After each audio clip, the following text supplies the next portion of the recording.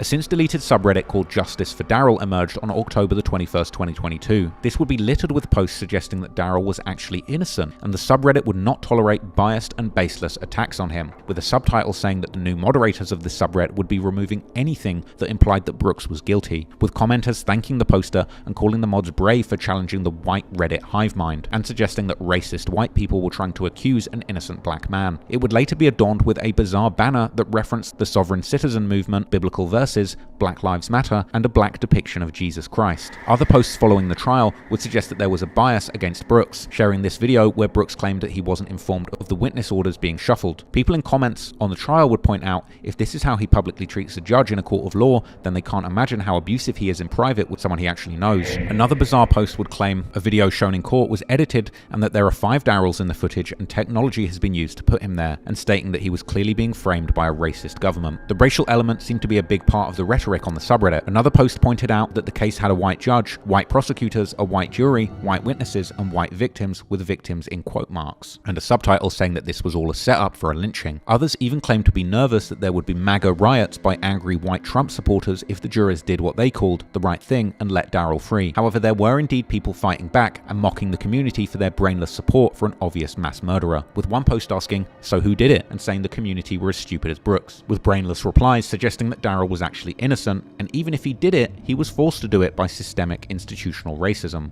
with the admin of the subreddit, who claimed to be a verified lawyer, swiftly locking this post for misinformation. 2 days would go by as word spread about the subreddit. It would climb to over 100 members, and more sensible Redditors would join and pass judgment on this sordid community, calling members delusional and sickening. At this point, it was clear there was an undercurrent of political trolling, as some would comment that the sub has to be satire or comedy, as Daryl's supporters would respond, telling those admonishing him to go back to their conservative safe spaces, while others downplayed the incident as a simple car crash, and some even argued that Daryl Brooks' beautiful young family are going to be shattered by his imprisonment, and suggesting the detractors hated black love. Now, this is clearly trolling the fact that Brooks went for an underage girl, but it just goes to show how hurtful and vile some of the humor and discourse was around this case. But it's easy to throw shade and fire off jokes from Reddit, but the day before the verdict was due, a peculiar post was posted on the Justice for Daryl subreddit. The title of the post read, "I am a member of the jury on this case. Here are my thoughts on the trial and on this subreddit." The post in its entirety read, "So, to start with, I obviously shouldn't be here. I'm not allowed to look up stuff about this trial or really have any connection with the internet, but nobody actually follows sequestering rules anyway. Hence, I am obviously posting anonymously. I accidentally wandered into here a few days ago from the r/subreddit drama thread on my main Reddit account. Here is my opinion on the trial. First off,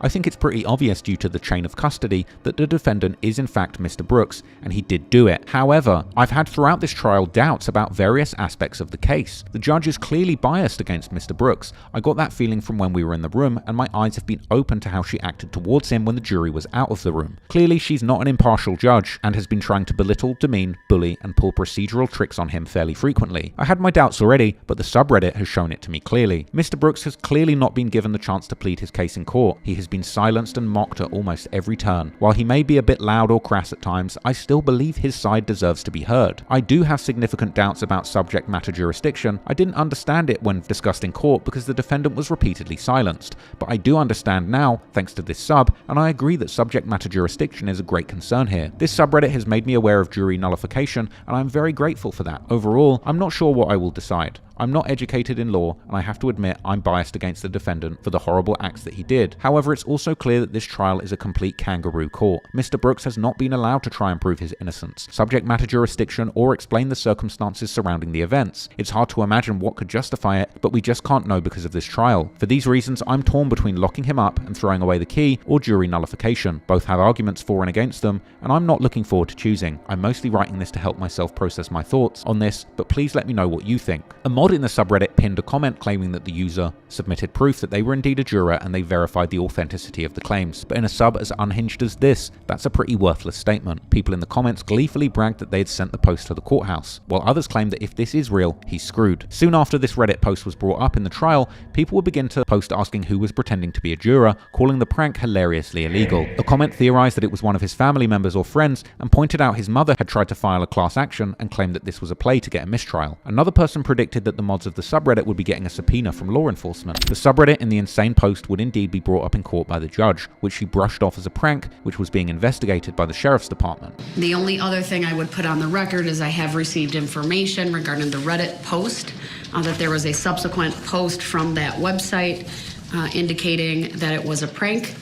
And so I don't know to what extent the sheriff's department is looking into that as well, but it's my understanding, based on news reports, that that entire post or site was taken down. Not the site of Reddit, but it's no longer, I believe, viewable. But there was that additional information regarding that, at least from the administrator, I believe, of that post. So I just wanted to put that on the record. And if and when, or I should say when, the investigation is completed, I will assure the parties that you will be provided with that information. Ironically, despite the judge brushing this aside, Brooks seemed disappointed, as it was clear he was depending on this being useful as a defense in the courtroom and potential grounds for a mistrial. So it's being called a prank? Per the Reddit post itself, yes. So we don't have any idea if that's a fact, though, right? You're correct. I'm just putting on the record the additional information that's been reported on. And then again, once the sheriff's department concludes their investigation, it will be turned over to the parties. I'm still very concerned about this whole Reddit thing after having the chance to fully read it and look at some of the language that's in it.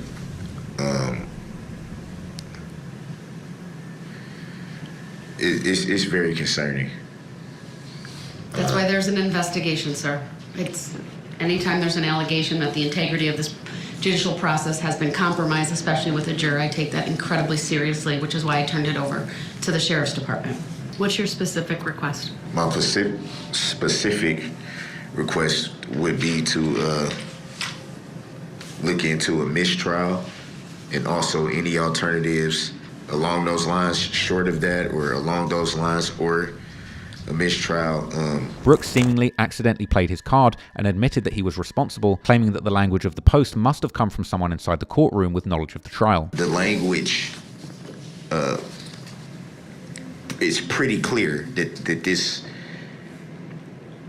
if not directly came from a juror who sits on this panel, it came from someone who sits in this courtroom every single day. The language, it directed towards you, Your Honor, directed towards having clear bias towards the defense. Some of the things that they quoted of having knowledge of is extremely concerning. Extremely concerning. And then before the verdict even hit, the sub Justice for Daryl had been duly shut down and banned from Reddit permanently, likely due to the attempt to interfere with the trial. Ultimately, Brooks's Reddit Hail Mary proved futile and didn't deliver him the get-out-of-jail-free card he'd been hoping for, and as the last few days of the trial unwinded, it was clear that Brooks was cooked, and he would use his final days to ramp up the drama, having strange public tantrums in front of the courtroom that drove the internet wild. Towards the end of the trial, Brooks was back to his old ways. Exiled into the adjacent room, he decided to construct a makeshift fortress of boxes, but his attempt to commandeer the space was short-lived, as the bailiff swiftly dismantled his cardboard barricade. And Your Honor, would it be possible for the bailiffs to just move the boxes off the table so Yes, we can I think that's fair. I'm going to advise the bailiff to remove the box so I can see. Frustration mounted, and Brooks responded by violently hitting his desk and screaming at the judge. Or deletions from the packet that has been provided to you. Hey, why do you tell them to move my box? I can't hear everything you're saying! From here, he would continue to rage out at the judge for not being able to hear and yelling how agitated he was and that God is watching her and she should be ashamed. I just told you, am I muted? Am I muted? No. I just told you, I don't know how many times, I can't hear everything you're saying. Then you should put the headphones What about that on. don't you understand? What about that don't you understand? Did you see headphones? You can see everything. You can see boxes, but did you see headphones? Have you asked for headphones to be provided, sir? I shouldn't have to ask for them. I didn't ask for my boxes to be moved. I believe they took them away previously because you were so agitated they were perhaps afraid you might break Yeah, them. I'm still agitated. I ain't gonna stop being agitated. That ain't gonna stop. You sit up here and do everything you're doing and think God don't see what you're doing, you ought to be ashamed of yourself. Brooks goes on to argue that the judge is playing games with him and questioning why he even needs to be president. Go ahead, Mr. Brooks. Don't sit up here and try to play no game talking about you giving somebody an opportunity, because you haven't gave me an opportunity to properly defend myself and put evidence, put stuff into evidence, which I've asked you repeatedly to do before we even got to the trial. You told me we wasn't in the evidentiary phase. Mr. Brooks, do you have any other requests as it relates to the jury instructions? This is probably the 10th or so time I've asked you this question. No, it's not. No, it's not. So please stop being incorrect, Your Honor. Please stop. Do you have any additional requests as it relates to the jury instructions? Yeah. Oh. That first count 74 bill jumping needs to be dismissed. You can't charge me with two things. You can't charge me with the same charge twice. All right, I've made a note of that. What's the next issue? Either one county gonna charge me with it or y'all, but it can't be both. It's the same, it's pursuant to the same exact thing that I was on bill for. The same exact thing, the same exact case. So why are we giving the jury instructions on two cases from another county? I've made a note of that. What other requests do you have? Man, this is ridiculous. So I'm not even able to adequately defend myself, present evidence, do anything, because everything I say is gonna be found a reason for it not to be valid.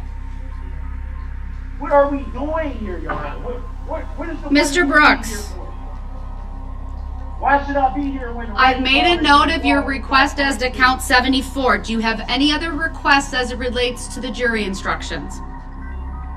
Why are we even having jury instructions? Why do I have to even sit here in this courtroom at this moment? Because everything you've been doing without my consent anyway. So you're gonna find a way to do this without my consent. So why do I need to be here for? Your objection for lack of consent is noted for the record. Brooks builds another box fort to hide behind and then tells the judge not to ask him questions. Otherwise, they need to be moved away from the microphones and away from blocking his face. I'm not putting them there. I'm not putting them there to disrespect you. I'm putting them there for a reason. I'm nothing to do with her being able to see. Mr. Brooks, do you have any position on the verbiage of jury instructions 70 on page 65? Don't ask me no question. Are you my accuser? Are you my accuser, Your Honor? All right, he's choosing not to answer, so I'll mute him again. It's unfortunate that he's deciding not to participate in this. Up to that point, his antics had painted him as a man consumed by rage, a volatile presence, seemingly capable of the heinous accusations that he was facing. But soon, when justice was delivered, his fake insanity act would fall apart and the facade would collapse, just like Darrell's defense. Brooks was defiant to the very end and would continue to argue with the judge about arbitrary things before the end of the trial, claiming not to understand proceedings and even boldly inferring that there may not even be a conviction or sentencing, and suggesting that if he lost, there would be unrest and people on his side would need to address the court, therefore any potential sentencing should be held off, with the judge holding back her sarcasm and saying that if there is a conviction, she will check her calendar and see how many people want to speak on his behalf and if there's time for it. There was a mention of if there is a conviction in this matter, there is a mention of sentencing, which I'm assuming there'll be some type of people may want to speak. I know if there is a conviction on my half, people would definitely want to address the court. There'll be a lot of affairs that need to be put in order, obviously on my side. If it pleases the court, if there is a conviction in this matter, I would like the sentencing to not be so quick. I'm asking if it pleases the court for the sentencing to be held off into a later time, not a day or two or a week, just so that affairs can be put in order properly, and so that the people that want to come in and speak will have the opportunity to address the court. I think If that's a that fair pleases, request, sir. if that pleases. I think that's a fair request. I thought about that more overnight, that in the event there is a conviction, that I would like to give the parties an opportunity to do that. I have no idea how many people would want to speak. My inclination would be, again, and I'm this is not set in stone. If there is a conviction on any of these counts, I may ask the parties to just come back in on Monday, October 31st with kind of a proposed plan of how many people do you think will speak on your behalf, how long do you think it will take, so that I can look at my calendar and then set aside the appropriate amount of time. I certainly don't want to rush anything, and I think that's a fair request that you're making. Thank you. All right. So with all of that then, sir, subject matter jurisdiction, I decline to address that further. I stand by the written decision that I've made previously. As far as the rulings made yesterday regarding your ability or inability to present further testimony and witnesses and to testify yourself, the court did make various rulings and findings that you had forfeited your right to do so by conduct. I'm not going to further explain the law or these prior rulings to you. I stand behind them, and I believe I made a very, very clear record. So to the extent that you are asking me to reconsider any of that, that's how I would interpret your statements here today. I decline to do so. Brooks would go on to claim that he wasn't allowed to submit evidence in the trial, and arguing with the judge who claimed that he was given ample opportunities to present evidence and interrogate witnesses. That's still not, I have no understanding to why I wasn't given the opportunity to place certain things into evidence. I have virtually nothing, zero evidence that I was able to place into evidence, nothing. I disagree with that, sir. You called, I think, 9 witnesses on your behalf on various issues, including the honking of the horn, the window tinting. You cross-examined many of the state's witnesses about police barricades and the presence of police. So you did present evidence. I'm speaking to the terms of everything that Your Honor asked me to do. You told me to put everything that I needed to present to the courts in writing. You made that ruling. You told me that's what I needed to do. I did that. Mr. Brooks, you may have interpreted that. I did not require you to do that. As far as evidence in the case, I very expressly told you there are rules of procedure and rules of evidence that govern exhibits, testimony, witnesses, etc. What I told you is that any requests that you have related to the case, if it's a motion, be put in writing. I specifically referenced the statute 80201 regarding how a motion is made and what it should contain, meaning it has a very express request for relief and states the law and the facts upon which the request is being made. I stand by my ruling. I'm not revisiting it. To the extent that you claim lack of understanding or your lack of consent, it's been made abundantly clear on this record your position on that. I'm not revisiting it. I'm further advising you that when this jury comes out, I expect that you will honor the decisions that were made, not agree, but you will honor them and not interrupt the court or these proceedings as I instruct the jury. Closing arguments would come ahead of the sentence, as the prosecution recounted the grisly details and their desire to uphold justice and safety for the people of Waukesha. Brooks interrupted frequently to argue with the picture that was being painted of him. You've watched these proceedings and you've noticed as we sit at our prosecution table, we don't have a client at our table.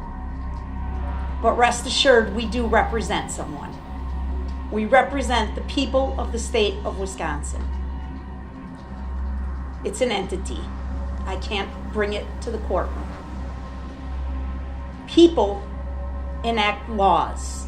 People want to feel safe. People have representatives in Madison or Washington, D.C. that set standards, rules that we all are expected to live by. And when those rules are violated, prosecutors step in and enforce the law. Darrell Brooks does not represent anybody. He does not have a client. Darrell Brooks is the client.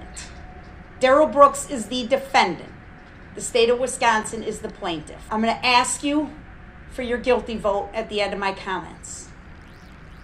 It's up to you. Attorney Hopper, I'm sorry for the interruption. Your objection, sir? Mischaracterization of who I am and the way it was said. I feel like it was talking down. All right, your objection's noted. It's overruled. The state may continue. Number one, first and foremost, just stop driving. That's it. It's really that simple. Not one person had to be hurt that day if he would have just stopped driving. Excuse me, Attorney Hopper, your objection, sir? You specifically, I'm sorry, can I be heard? Your objection, sir? I didn't know if I was on mute or not. You're not? You specifically said in your jury instructions that intent cannot be, you can't look into someone's mind, I think is what it says, to find intent. So how could that be characterized as someone knowing for sure intent or not knowing for sure intent? You're making an argument. You'll have an opportunity to do that later. Your objection's noted. It's overruled. The state may continue. I apologize. How do I know it was intentional? Because even Darrell Brooks told Detective Carpenter, I could tell something was going on downtown. No reasonable person would drive upon this area, see the squads with their red and blues on, see the officers in the street with their bright yellow vests, see all the people milling around, see the floats lining up and the participants getting ready, and not know to drive safely, slowly, and obey officers. The barricades help us prove it was intentional. The police presence help us prove it's intentional. The parade participants help us prove it's intentional. And the parade spectators help us prove it's intentional. Excuse me, Attorney Hopper. Your objection, sir? Speculation as to what the alleged defendant said he saw. It Sir, was never. Your objection's noted. It's overruled. This is closing arguments, not the evidentiary phase. Go ahead, So Attorney Hopper. how can speculation be made to what was saw? If Your that was never objection's testified noted. to? It's overruled. Continue, Attorney Hopper. Honking the horn. Quite interesting that Mr. Brooks asked so many witnesses if they heard the horn honking. It was intentional. He reached speeds of approximately 30 miles an hour. That's intentional. He plowed through 68 different people. 68. How can you hit one and keep going? How can you hit two and keep going? How can you hit three and keep going? Didn't faze him a bit. He kept going until he got to the end, and there was no more bodies to hit. It's Your objection, intentional. sir? Mischaracterization of the evidence. Noted. Overruled. It wasn't an accident. It wasn't intentional. Never said that to Detective Carpenter. No, he came up with some convoluted story about, I got a ride out here from a buddy in a tan Kia, and then I left to go meet Erica, and we got into a fight, and then I went back, and the other guy got into a fight, and he was leaving, so I took off on foot. Absolutely nonsensical story. Does not match up with the known evidence in this case. Overruled. He never I stopped. didn't even state the objection. This is closing argument. She may continue. That's intent, folks. No reasonable person is going to come across a group of teenagers playing band instruments, drive over them, and keep going. That's a still shot of the same thing. That's intent. I'm sorry to interrupt. Your objection, sir? How can you tell the jury what they supposed to think? It's proper argument. Your objection's noted. It's overruled. You may continue. I would argue that it's, Attorney Hopper. I would say that it's improper, and I move Mr. for Brooks, I made mistrial. my ruling. I'm going to mute you if you don't follow the rules. Exhibit I move for one, mistrial. Exhibit 152.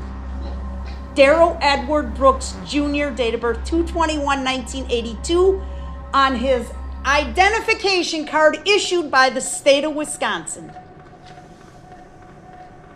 In all capital letters, Daryl Edward Brooks Jr. This was in his pocket when they arrested him.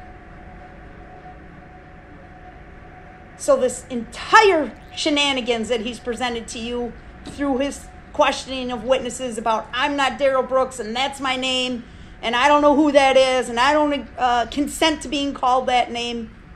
It's just nothing but a distraction. It's Daryl Brooks. It's the man who drove through the Waukesha Christmas parade and killed people, injured people, endangered the safety of people. I'm sorry. Your objection, sir? Your Honor, with all due respect, I would appreciate the quote unquote language what does she mean by shenanigans and this and that and the third? Sir, your objection's noted. It's overruled. The state may continue. Well, can she tone that back? Because if that was me, if I would have said Mr. something Brooks, like your that, it would have been a objection problem. is noted. It's overruled. These are closing arguments. There's nothing improper. It's noted. It's overruled. She may continue. I just wanted to be fair. You'll have an Your Honor, that's it. opportunity to respond, sir. Please let her finish. So I can rebuttal? Go ahead, Attorney Opper. Thank you. The prosecution closed with a compilation of the damning videos captured at the scene and a final statement urging the jury to keep this psychotic killer off the streets for good. It's time for Daryl Brooks to stop running. It's time for him to stop lying. It's time for him to be held accountable for his actions. Daryl Brooks cowardly rammed his way through this parade, violently killing and injuring so many people. I'm going to stop talking and play this video, but please, I ask you to add up the evidence. Use the map 15. You can check off the names. We've covered them all. Walk down that street like we did with you. Return guilty verdicts on all counts. Brooks's closing argument fell flat on its face. He started by telling the jurors they had the power to see the truth, nullify the law, and free him despite the evidence, and talked down on the DA for having used rehearsed speeches and downplayed the power of the judge. It's been a long day. First off, I'd just like to start by letting you guys know that it's a lot of information that you guys should be privy to, I believe. And one thing that I believe that you have not been privy to is the truth of your rights and your duties, being the jury. The fact that you and you alone have the power, not well-prepared DAs with well-prepared and clearly rehearsed speeches and exhibits and a lot of theatrics, frankly not the judge. You and you alone have the power. You and you alone decide what is truth and what isn't truth. You should be informed that you have the power to nullify any law that you don't agree with. Objection. Move to strike this statement. Sustain. Objection. I will strike from the record the last statement made by the defendant. The jury will disregard it. Which is clearly what I've been saying. Brooks claimed that he was speaking from the heart rather than a rehearsed speech like the DA did, and that he doesn't argue with facts because they're a waste of time. Just like I did with my opening statements, I don't have a well-prepared or rehearsed speech. I didn't look in the mirror and say certain points to myself over and over again to make sure I have them right or anything like that. I've chosen to speak from the heart in my opening statements, and now I'm going to speak from the heart. What you won't hear me do is argue facts.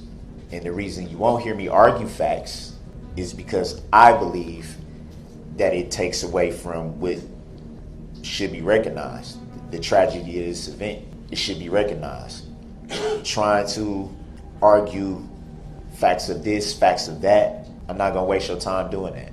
Brooks took an emotional pause, telling the jury he had no tears left after such a hard year and that he should be forgiven by the jury as part of the healing process. It's a little emotional.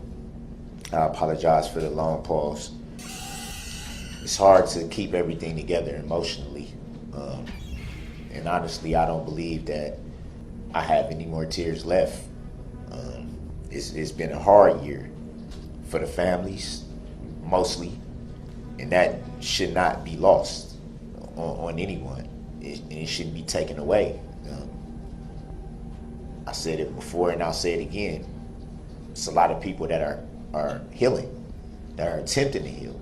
That opens the door to talk about forgiveness for a little bit. With every healing process, there comes a forgiving process. It's not an easy thing for anyone. He called out the prosecution for what he called reruns, repeating the same evidence over and over again, like a song on the radio that gets stuck in your head. What you've been hearing from the prosecution, and not to take anything away from them, let's call it what it is, you've been hearing a lot of rerun. Same things over and over and over. No different than when you turn on the radio and you first hear that song that you don't like when you first hear it, but they play it so much that eventually you start saying it, the words to yourself before you even realize it. And then you sit and you go, I hate that song. Why am I singing it? That's what's been happening. Rerun over and over and over and over and over and over and over. Attempting to make things stick in your head that simply aren't true. Brooks then went back to the horn argument, saying how could he have possibly wanted to get anyone hurt if he was honking his horn? I find it hard to believe that anyone who's really had conversations with me, spent time around me, would think for 1 second that this is an intentional act. I've never heard of someone intentionally trying to hurt someone while attempting to blow their horn, while attempting to alert people of their presence. Why would someone with intent to kill and rage try to alert people of their presence, repeatedly honk their horn? You heard a detective, if you recall, testify that the vehicle that he observed was not only honking his horn, but was not speeding. So where does this rage kick in? He even told the jury about a recall for the make and model of that vehicle, suggesting that after all of this, it was actually a car malfunction that was the cause of all the death, causing numerous objections. Vehicle in question, make and model of 2010 Ford Escape. The vehicle in question, actually 2008, 2009, and 2010 of that model was in fact recalled. Objection, misstatement of the facts, facts not in evidence. Was in fact, Improper argument, Your Honor. Sustained. Was in fact recalled, was in fact a class action lawsuit against Ford Objection, for those facts not in models, evidence, for Your those Honor. model vehicles. Sustained. The juror will disregard. Information that you should have been privy to, that you weren't allowed to be privy to. Why? I don't know. That information, malfunctioning throttle bodies. Mr. Brooks, move on. It's information that you should have been privy to. Vehicles that malfunction and accelerate not being able to be stopped. Objection, that is It's information, inaccurate, it's Your Honor. information. There's an objection. Hold on. Go ahead. Move to strike statements by Sorry Mr. for the Brooks. interruption. They are facts not in evidence, Your Honor, and it's a complete misstatement. Sustained. Strike How's it a the- misstatement when I have the information? Mr. Brooks, move on. This is information that I feel like you needed to know. You should have known. Information that was taken away from you. Which brings me back to the vehicle. What if the vehicle couldn't stop because of the malfunction? Objection, fact not in evidence. What if the driver of the vehicle was unable to stop the vehicle? Because of that fact, what if the driver may have panicked? Does that make the driver a crazed, or not crazed, a rage? Does that make the driver in a rage and intent on killing people? He went on to claim that it's impossible for him to have utter disregard for human life when he himself has children. DA says the defendant has an utter disregard for human life. Utter disregard for human life. Not realizing that they're talking about someone that has children. Talking about someone that watched their children come out of the womb and be born into this world, cut the umbilical cord, held them before their mom even did it. Moments that I'll never forget. And yet they say disregard, utter disregard for human life. Brooks even tried to play victim, claiming that he has prayed for the victims, but no one cares about his friends and family who've been shunned for associating with him, claiming that his mother had to go into hiding and his kids and young relatives are getting bullied at school. Go back to trying to wrap my head around everything that's happened in the last year. Praying for those families, praying for the people that tragically lost their life, because that should not be lost either. The fact that there was lives lost and all the emphasis has been put on the alleged defendant and the people have been disregarding. Makes me wonder, does the DA even care about those people? There's been prayers going up every day. It's been suffering on both sides. It's been threats, hate mail, because of the narratives that's been put out there, misconceptions that have been put out there, the lies that's been put out there, lies that have caused my children not to be able to go to school, to be bullied, for my mother to have to leave her home and stay at a hotel because she's afraid for her safety, because she gets hate mail shoved through her mailbox. He goes on to say that besides the victims, nobody has had their heart broken more by this than him. And I know sometimes during this trial probably doesn't show. May be hard to believe, but trust me when I say no one outside of the families that had to go through this, no one's heart is more in pieces than mine. Ironically, he urged the jury to make the right decision in the case whilst doing a fake cry and pulling a sad face and staring right at all of them. Look inside yourself and make the right decision. Look inside your heart. You have everything in your hands now.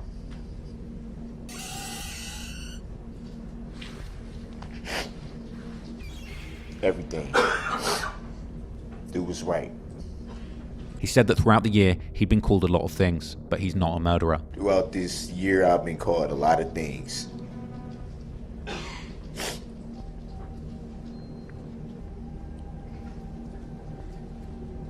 And to be fair, I am a lot of things.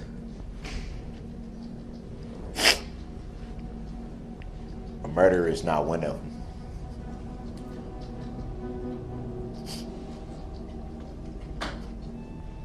Never has been, never will be. And that murderer closed his statement trying to glaze the jury, urging them again to do the right thing and encouraging a round of applause for them. Do what you know is right. Make sure you yourself can live with it. Be at peace with what you decide. It's been about 3 weeks with you. Took a lot of courage and a lot of guts to pause your life for this. To put important things on hold. To basically stop your life. You should be commended for being able to sit up here with this amount of pressure. I want you guys to know that's not lost on me. I'm sure it's a lot. And you all should be commended because it took courage to do this. I don't know, but I would bet a lot of people wouldn't want to be sitting in your position right now. And you guys had the guts to do it. Thank you for that. Thank you for taking pretty much a month and setting it to the side for this. I know it's probably not proper, but you guys deserve a round of applause if you could get one. I believe in your heart you know what's right. Thank you.